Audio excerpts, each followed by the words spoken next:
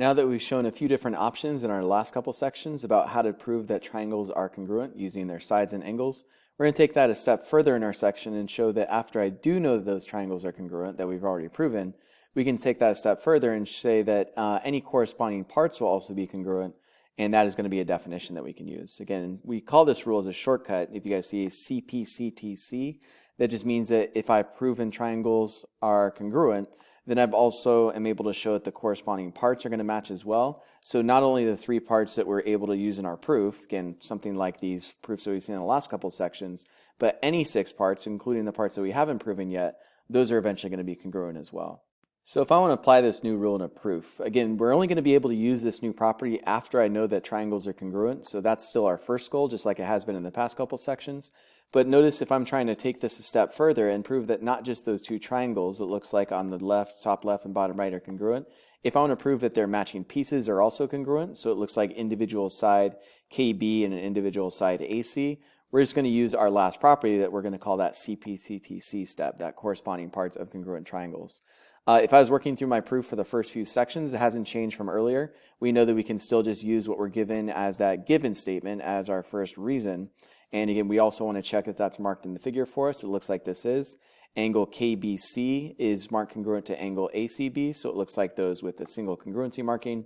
And angle K and angle A, notice that we can use that single angle name because there's no other angle at that corner. Those are marked congruent as well. So if I want to take this a step further, again, this is what we've been doing in the past couple sections. I want to prove, first of all, that the triangles are congruent to each other. And to add our third piece of evidence, because we're always going to be looking for 3 congruencies, we can add in, as we've seen these other examples in the past couple sections, whenever I use that kind of shared side through the middle of those 2 triangles, that is always a side that is congruent to itself. And that, remember, is going to be called that reflexive property. Just knowing that anything congruent to itself, whether this be a side or in some cases could be an angle, but yeah, if I'm using this as a shared side, that's our third congruency. And now that we have that third congruency, again, just like in our past couple sections, we have 2 angles from the given statement. We have a third side that we added in ourselves. This we've got to think how we're going to prove those triangles match. And again, that would be enough evidence to show that the triangles do match. In this case, if I use 2 angles and the non-included side and 2 angles in that same non-included side, notice that it is corresponding. It's opposite of that same angle from both triangles. If it's that same non-included side, this is going to be, it looks like the angle side theorem, 2 angles with that side not being in between the 2. Again, you don't want to confuse that with angle side angle with the included side instead. So yeah, this looks like a non-included side that we know is congruent. But now that I've proven those triangles are congruent, again, this is essentially where we would have finished in the last couple sections. Only thing else that we're going to add in is with our final statement. Notice that I don't want to prove with our last step showing that the triangles match. I want to prove one more thing, which is that not only do the triangles match, but these individual sides match. And this is just applying our new property. After I've shown that those triangles are congruent, which we did that on we did that on the third step. We know that we can show that not only are the triangles congruent, but the corresponding parts will also be congruent. And notice these parts are corresponding because if I'm using KB in between the angle 1 and angle 2 marked, and also AC, angle 1 and angle 2, the side is included between those. Those are the matching sides, that left and the right hand side. So we're just going to call this that corresponding parts of congruent triangles are congruent. That's just going to be our abbreviation for our final step. Working through another example, here we see kind of our classic bow tie shape, what we've seen in the past couple sections, which may give a hint as to our third congruency.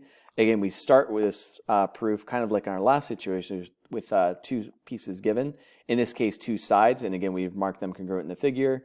We've also said that as a congruency statement, so either way I have that as a given. And then if I start with those 2 pieces, again, great start to prove that our triangles match first. That is our first goal. We still want to show that the triangles match before we go into our last step and say that their pieces match. So if I'm looking for a third congruency, again, we start with 2 parts. We want to add that third. It looks like if I ever have this bow tie shape, or again, if I turn it on its side with an hourglass shape, we do want to remember that those vertical angles through the center, those are going to be congruent to each other. And you can get a little creative with the name. You could call that BAC or DAE. You could reverse those names. One thing we can't do is we can't move A out of the middle because that has to be the vertex. But yeah, CAB, angle on the left, EAD, angle on the right. I also can't just call that angle A and angle A. But again, since that angle, or sorry, those pair of angles rather, is a vertical angle pair, we can just say that vertical angles are congruent here. And that's going to be enough proof to add in our third congruency. And much like our last proof, if I have 3 things that are congruent, in this case 2 sides, and it looks like an included angle, notice where that angle goes in between those 2 sides that we're showing, so that's important. If I'm able to show that we have those three matching pieces, this would be a congruency by side, angle, side. Again, two sides with that included angle, two sides with the same included angle. That's proof that the triangles are congruent. And notice if I'm just trying to take this one step further, that's really the only new thing that we're adding in this section. We've shown left and right hand triangles are the same by using side, angle, side. But now if I want to say that not only the triangles are the same, but their corresponding parts are the same, angle C and angle E, notice it's the opposite of that same side in both of those triangles, so it is our corresponding angle.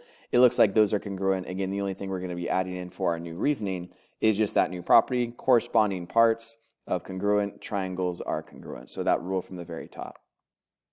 Some cases you'll get a problem like this as well, where you're given more of a diagram or a picture, maybe like a word problem scenario. It looks like from this tower, trying to look down at a boat and also looking down in the other direction at a tree. But the only thing we're given is that if I have this tower and it's going to form a right angle, a tower is essentially just kind of standing straight up. And it's also telling us from this angle at the top, RTS and RTL, so RTS and RTL, the left and right hand sides of that top angle of the tower. It's kind of saying that if I was to take an angle looking at the boat, it is that same angle looking down to the tree. It's nice just to see this as a geometric question, even though we're dealing with this as a word problem. As long as I see that we're just dealing with two triangles on the left and the right, and we start with those given pieces, again, that is going to be our given information. This case that we have right triangles and also that we have one congruency. I would look at that given first, and kind of like with our last few questions, it's nice that we're told that these are right angles, but what I'm always looking for to prove that triangles match, as that will be the goal. If I eventually want to show that their pieces match, it looks like we're trying to show RS and RL are the same. We're going to have to first show that these two triangles on the left and the right will be the same before I do that. And again, to prove any triangle is congruent, we need three congruencies. We do start with one from the given, but if I'm also told a statement like this, that we're dealing with two right angles, I like to take a statement like that and turn it into a congruency, because that's what we're looking for, not statements, but rather a congruency for my proof. So if I do know that they're right triangles, right angles rather, I know that if that's a right angle at the bottom, then all right triangles should be the same measure. Again, if they're all the same measure, they're going to be congruent to each other. So for my reasoning here, we were told that they're right angles. I was going to say that since we have right angles, we know that right angles are congruent, kind of like how we used vertical angles last time. And as long as we're able to establish a congruency, again, that's our goal, is to find three pieces. It looks like we have two parts matching, one from the given, and then one also from describing that given, so describing those right angles. So far, it looks like we have the angles, looks like are marked at the top. Kind of hard to see the marking, but it is there. And if we know that these angles at the bottom are congruent, we could add in markings ourselves. That's angles at the top, angles at the bottom. If I'm looking for a third congruency, again, it might be harder to tell from this picture, but I do have a side that's shared through the middle, so the side that kind of goes right through the center of that tower. And if that side is used by the triangle on the left and the triangle on the right, we want to remember that that shared side kind of question is going to be an overlapping side we can use in both triangles. That's just a side congruent to itself that we can say by reflexive property is going to be our third piece of congruency. Again, that's always the first goal. Whenever I'm trying to show that triangles match, I need three pieces to match. So since I found those three pieces, angles at the top, angles at the bottom are right angles, so those are also congruent. And then since I added that side through the center, that is our three pieces, and they are in an order that we can use to prove these triangles match. We do have to remember what we'd call that though. Again, if I have angles at the top, angles at the top, angles at the bottom, and then that side going in between the two, whenever we think between, again, we also might see the word included. But if it is the included side between those two angles, that's just going to be our angle side angle proof. Again, first of all, showing that the triangles match. But it's only ever going to be one more step. Again, if I want to show that the individual pieces from our triangle match, not just the triangles themselves, this is going to be the same kind of reasoning we've used in our last question. So if I just want to say that those sides are going to be the same, RS and RL, again, essentially saying that this is cut in half along the bottom. This is just going to be another application of our corresponding parts of congruent triangles are congruent. By abbreviation, that's just going to be our CPCTC. Again, you do need to show the triangles match first by using one of your triangle proofs. Then this is only going to be a last step to finish. So one more proof to practice with, and much like the last question, it looks like they tell us one congruency directly from the given, and they do also tell us another part as a starting point, which we may use to get a second congruency add on to my evidence here. So first of all, just like our other questions, we'll just mark that we have that given information. You do want to make sure to write down both statements. If you're given two pieces for a given, we want to keep track of both. And kind of like in our last question, one piece is directly marked congruent for us, which is, again, a good start. If I eventually want to show that these two angles are going to match, it looks like these two angles at the bottom, I'm able to do that as long as I show that the triangles are congruent first, kind of like with our last few questions. And if I start with one piece of congruency, we're looking for the given to give us a second. If I'm told that M is the midpoint of BC, we want to be careful what that's telling us, not just as a midpoint statement, but as a congruency instead. And if M is the midpoint of BC, that tells us that BC should basically be split in two even pieces along that midpoint. So I'm just going to get the reasoning first, again, from the midpoint. I like to write this as a conditional. You could also say something like definition of midpoint, and that would be fine. But yeah, since we have a midpoint, that's going to imply that we have two congruent segments on that left-hand side there. And if I want to name those segments, we could reverse each letter. But yeah, we do want to make sure BM and CM, one side from each triangle. It looks like we do have a second piece of congruency there. And just like with any triangle, I start with two pieces of congruency. I'm looking for a third to prove that these triangles match. And notice our shape again. If I use that kind of a shared side down through the middle of my triangle, kind of think these triangles stacked on top of each other, that side will also be congruent to itself. So if I'm thinking that side's congruent to itself, I'm thinking that step's always going to be that reflexive property, much like we used it in that tower example.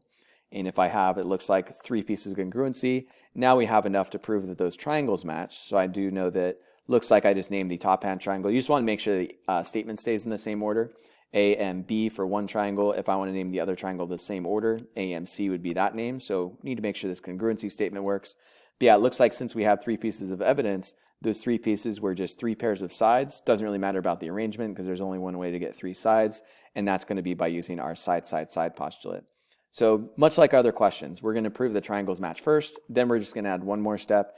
And that final step to prove that these individual angles match, not just the entire triangle itself, that's just going to be adding one more piece, and that's going to be what we call our corresponding parts. Congruent triangles are congruent. So you do want to be careful if you're told to prove that the triangles match. This would be a four-step proof. You'd be done right here. You'd just say by side, side, side, like our last few sections. That's enough evidence to show the triangles. Only thing we're adding on is that if I want to go and show one more piece matches, that's going to be what we call our corresponding parts step. We can just use that abbreviation CPCTC, and that's going to prove one more piece matches besides what we've already shown.